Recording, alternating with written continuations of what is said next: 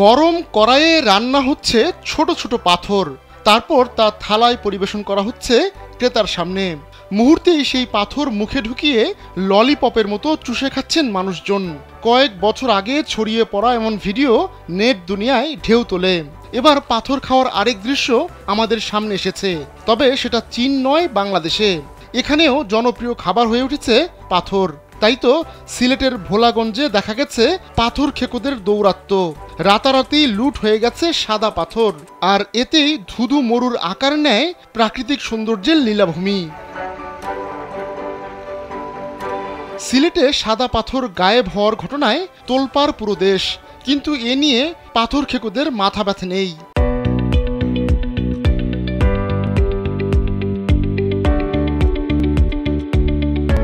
বাংলাদেশের ভোজন রসিকদের কাছে পাথর জনপ্রিয় না হলেও চীনে কিন্তু তা সাধারণ বিষয়। রাস্তার পাশে দোকান বসিয়ে গরম কড়াইয়ে তেল, নুন আর নানা মশলা মিশিয়ে রান্না করা হয় নুড়ি পাথর, আর তা খেতেই ভিড় জমায় স্থানীয়রা। চেটে পুটে এভাবে পাথর খাওয়ার ভিডিও সোশ্যাল মিডিয়ায় রীতিমতো viral. South China morning post জানাচ্ছে, চীনের একটি রাত্রিকালীন মার্কেটের একটি ফুড স্টলে এভাবেই দিব্যি বিক্রি হচ্ছে পাথর।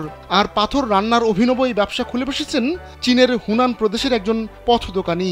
ভিডিওতে দেখা যায় মরিচ, রসুন, বেগুনি, পেরিলা ও স্বাদবর্ধক নানা মশলা মিশিয়ে পাথর রান্না করা হচ্ছে। সেই ডিশ প্রতি প্লেট বিক্রি হচ্ছে প্রায় 270 টাকায়। রান্না করা এই পাথর কিন্তু গিলে বা চিবিয়ে খাওয়ার জন্য নয়, বরং সেগুলো চুষে ফেলে দিচ্ছেন ক্রেতারা। চীনে অবশ্য এই খাবার নতুন নয়, এর রয়েছে শত শত বছরের ইতিহাস। স্থানীয় মিডিয়ার তথ্য অনুযায়ী প্রজন্মের পর প্রজন্ম এই ঐতিহ্যকে লালন করা হয়েছে।